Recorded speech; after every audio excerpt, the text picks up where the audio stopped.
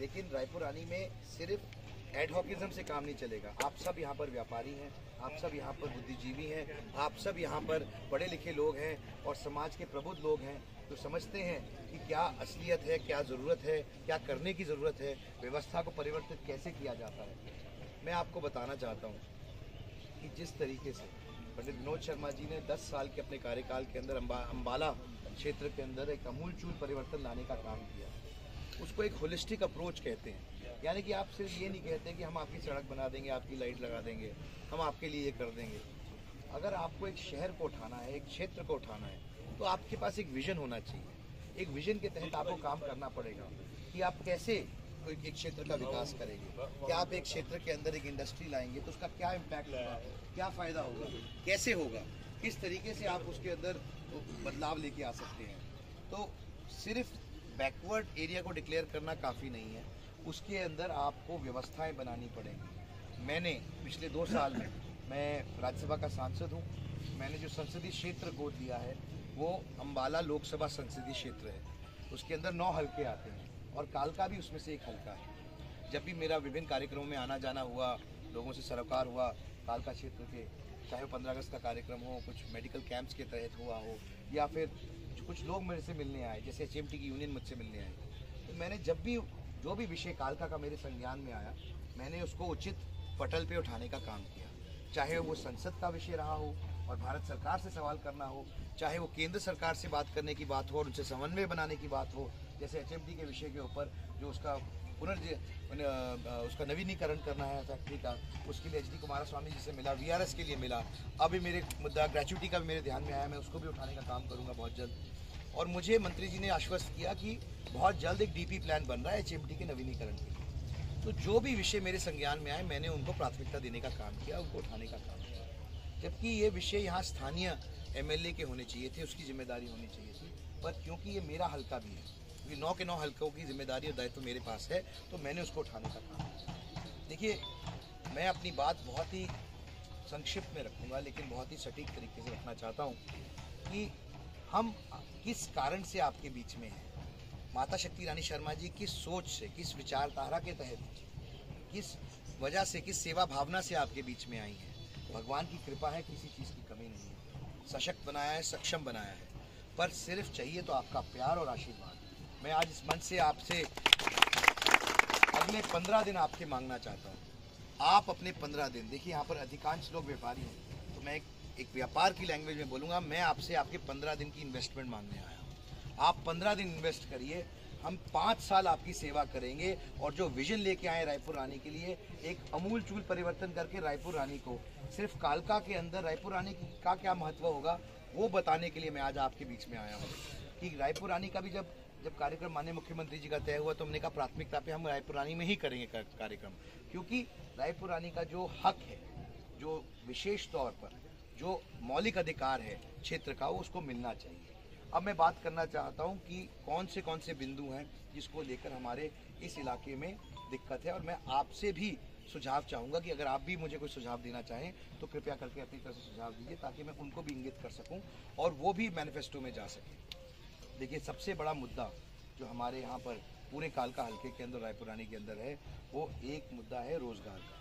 रोज़गार, industry, development, ये तीनों चीज़ें एक ही विषय के पर्यायवाची हैं, और हमें इसको एक सामूहिक तौर पर देखना है। जो मैंने सोचा है कि हमारे को इंडस्ट्री तो लानी ही लानी है यहाँ पर विभिन्न प्रकार की, लेकिन लॉजिस्टिकल दृष्टि से, यानी कि क्योंकि हम राजमार्ग से भी कनेक्टेड हैं, हम 4 राज्यों के बीच में बैठे हैं और हमारे पास यहाँ पर ज़मीन की भी अवेलेबिलिटी है, तो इसलिए लॉजिस्टिक दृष्टि से यहाँ पर एक बड़ा लॉजिस्टिक पार्क बन सकता है, जिसके लिए मैं प्रयासरत रहूँगा और मैं काम करूँगा।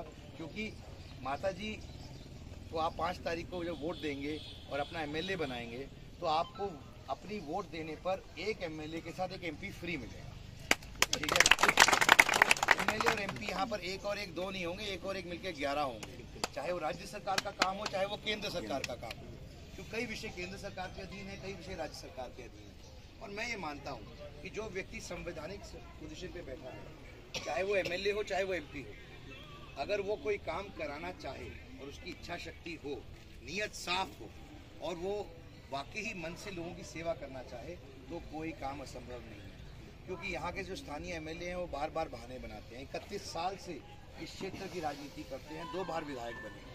कभी वो कहते हैं कि जी मैं हार गया, मेरी पार्टी जीत गई। कभी वो कहते हैं मेरी पार्टी हार गई, मैं जीत गया। अभी उन्होंने 4 दिन पहले एक इंटरव्यू दिया जिसमें उन्होंने कहा कि मैं एक एमएलए के तौर पे असफल रहा हूँ, मैं फेलियर रहा हूँ, फ्लॉप रहा हूँ, मैं लोगों की मदद नहीं कर पाया क्योंकि मेरी सरकार नहीं। तो मैं आपसे पूछना चाहता हूँ कि जो एमएलए का चुनाव लड़ता है, क्या वो कंडीशन में चुनाव लड़ता है कि अगर मेरी सरकार आएगी तो ही मैं आपके काम कराऊंगा, या मैं तभी आपके दुख सुख में जाऊंगा, या मैं तभी आपकी सुन लूँगा, तभी सड़कें बनाऊंगा, तभी लाइटें लगवाऊंगा, तभी नहर का पानी लेके आऊँगा या पीने का पानी लेके आऊँगा, या मेडिकल फैसिलिटीज़ को, स्वास्थ्य सेवाओं को सुचारू रूप से बढ़ाऊँगा। तो ये एक कांग्रेस पार्टी के बहानाबाजी और बहाना बनाने का तरीका है, असली मुद्दे से भटकाने का तरीका है। वे मुद्दा लेके आए हैं कि हम बाहरी हैं। मैं आपसे पूछना चाहता हूँ, शक्ति रानी शर्मा जी 2014 में यहाँ से चुनाव लड़े। मैं यहाँ का राज्यसभा सांसद हूँ जिसने ये पूरा क्षेत्र गोद दिया हुआ है। मैंने यहाँ के स्थानीय विधायक से ज़्यादा मुद्दे उठाने का काम किया है, जबकि ये दायित्व यहाँ के स्थानीय एमएलए का था। तो मैं ये बात बताना चाहता हूँ कि वो इधर उधर की बात करना चाहते हैं, वे मुद्दों की बात नहीं करना चाहते, जो लोगों से जुड़ा हुए सरोकार की बात नहीं करना चाहते। जिन मुद्दों से आपको दिक्कतें परेशानियाँ होती हैं, व्यापारी वर्ग को होती है, आम जन को होती है, जनमानस को होती है, वे उन मुद्दों की बात नहीं करना चाहते। क्यों? क्योंकि उनके पास उसका जवाब है। जवाब इसलिए नहीं है क्योंकि आप एक क्षेत्र की 31 साल में कोई परिवर्तन नहीं लेके आ पाए। चाहे आप उसके अंदर चुनाव जीते हारे, आपकी सरकार बनी नहीं बनी, कुछ भी परिस्थितियाँ रही, परिस्थिति तो एक साफ है कि कालका हल्के का विकास नहीं हुआ, और जबकि होना चाहिए था। हम क्रम सूची में नंबर 1 पे हैं, पर सिर्फ क्रम सूची में ही नंबर 1 पे है और किसी चीज़ में नंबर 1 पे नहीं है।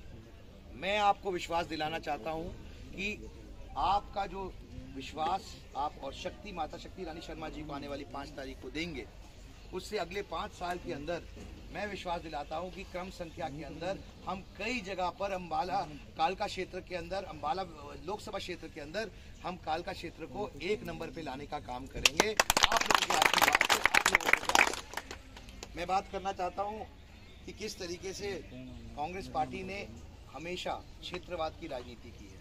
उन्होंने हमेशा एक क्षेत्र को प्राथमिकता देने का काम किया, और कुछ अभी हाल ही में 2-3 दिन पहले आपको कुछ वीडियोस भी देखने को मिली होंगी।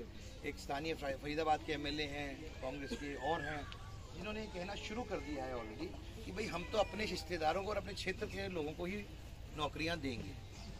तो क्या आप वो 10 साल का कार्यकाल भूल गए हैं? क्या कांग्रेस सरकार में कांग्रेस के मुख्यमंत्री और कांग्रेस के आला जो अधिकारी थे वो अपनी सरकार में आपकी सुध लेने आए? क्या एक बार भी आए कालका हल्के के अंदर?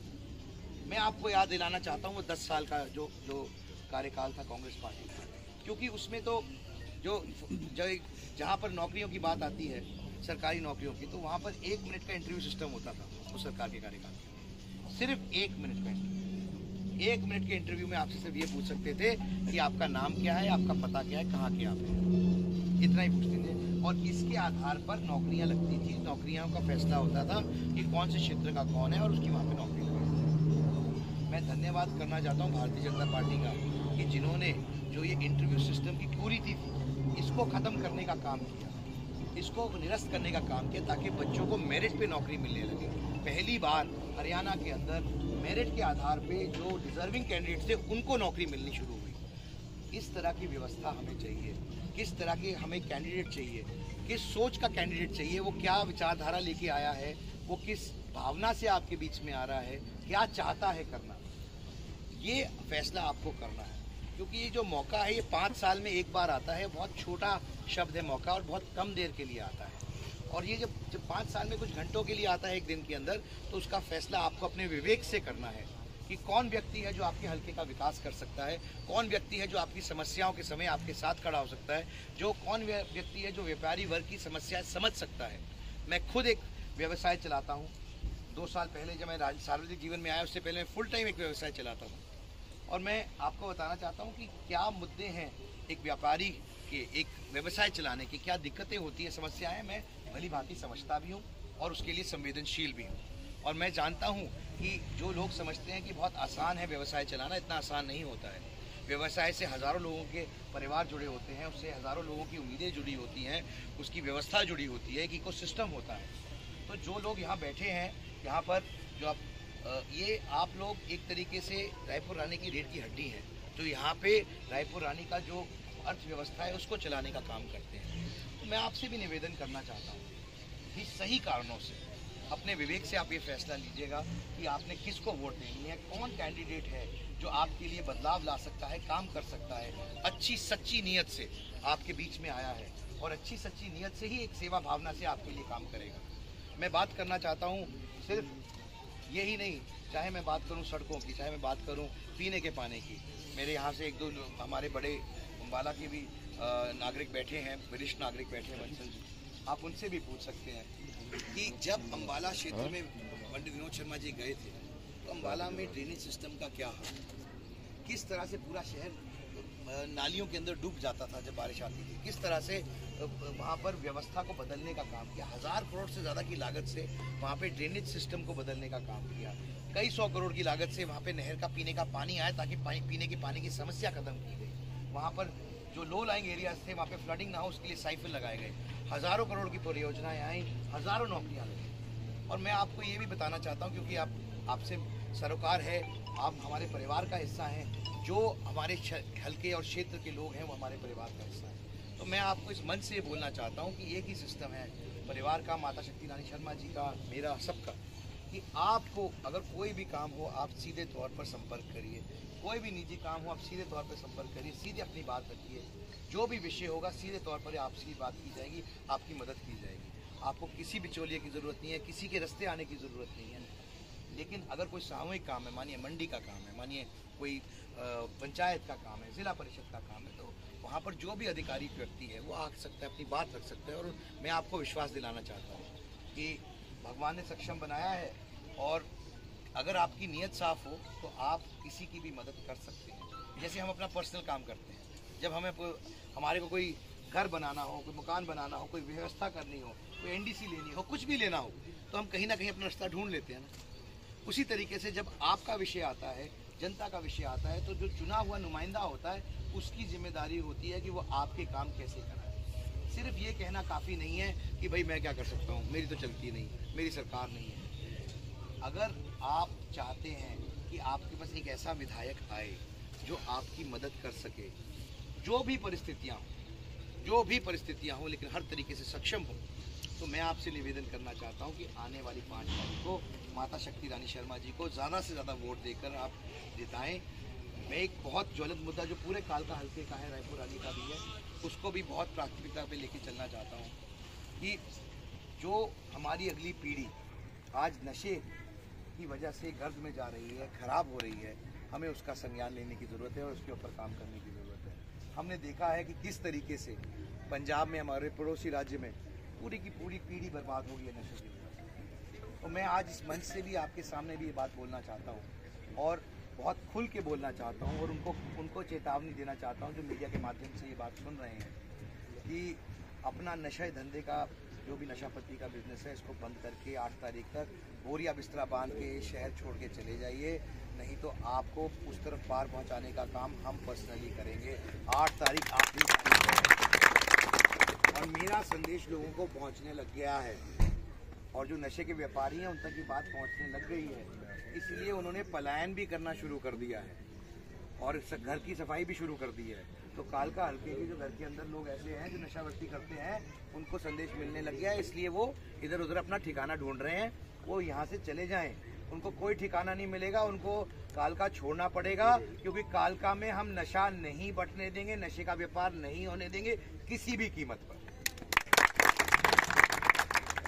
मैं एक बात और रखना चाहता हूँ कि जहाँ डेवलपमेंट की बात हुई तो चाहे मैं स्किल डेवलपमेंट यूनिवर्सिटी की बात करूँ, चाहे मैं पीजीआई के सैटेलाइट सेंटर की बात करूं, क्योंकि मैं खुद पीजीआई के बोर्ड पे हूं, और मैं ये सिर्फ एक बैकवर्ड एरिया डिक्लेयर करने से बात नहीं होगी, हमें टैक्स इंसेंटिव्स देने पड़ेंगे, हमें इंडस्ट्री को वापस लेके आना है। जो इंडस्ट्री बदली चली गई या जो यहाँ पर पूरे क्षेत्र के अंदर सूरजपुर में प्लांट होता था, एचएमटी में था, तो उसके कारण है हमें एक पूरा कोहेसिव इन्वायरमेंट बनाना पड़ेगा और उसका रोड मैप और खाका बिल्कुल तैयार है।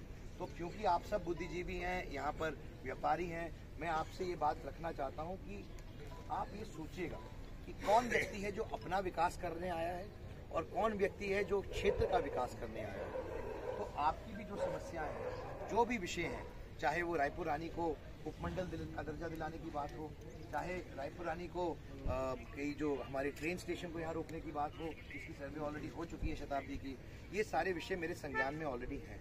लेकिन इसके अतिरिक्त और भी कोई विषय तो मैं आपसे जानकारी चाहता हूं। मैं चाहता हूं आप इस बात को प्रमुखता से रखिए, क्योंकि आपकी लड़ाई लड़ने का काम मैं करूंगा, आपकी आवाज़ उठाने का काम मैं करूंगा।